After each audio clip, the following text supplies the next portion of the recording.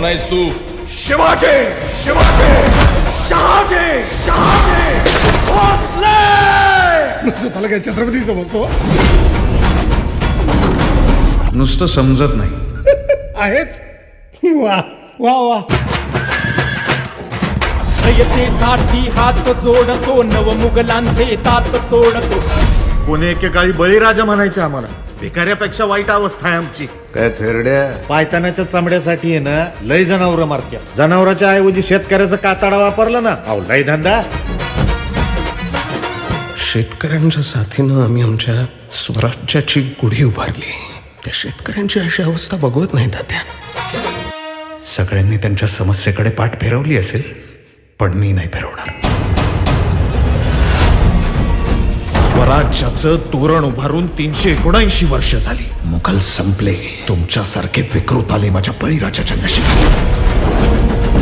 4 पायांचा महादेवाचा खरा नंदी साधा बैल होऊन त्या शेतकऱ्याबरोबर एकर दर एकर राबतो, तेव्हा त्या बैलाचे सुद्धा डोळे पाजरतात जेव्हा आपल्या मालकाचा निष्प्राण देह झाडावरून काढून खळ्यात ठेवतात. लई लोकांच्या छाताडावर पाय देऊन या खुर्चीवर बसलोय मी.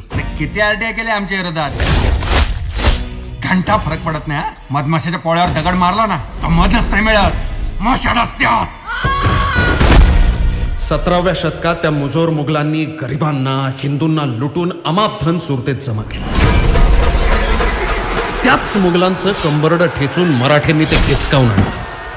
सामान्य माणूस आता जागा झालाय. आणि जोपर्यंत तुमच्या सगळ्यांची होळी करत नाही ना, तोपर्यंत तो थांबणार नाही.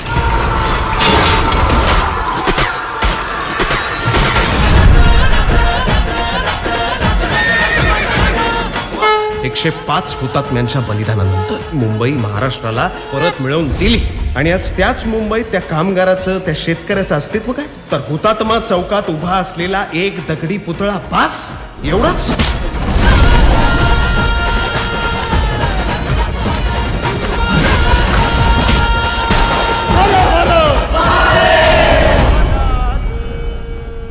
मला ना माझ्या देशातल्या शेतकऱ्यांना ना फक्त एकच गोष्ट सांगायची आहे.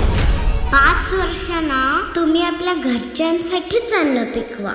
मग कळेल सगळ्यांना की शेतकरी किती महत्वाचे असतात. श्वास माझा, ध्यास माझा, नसा नसात महाराष्ट्र माझा.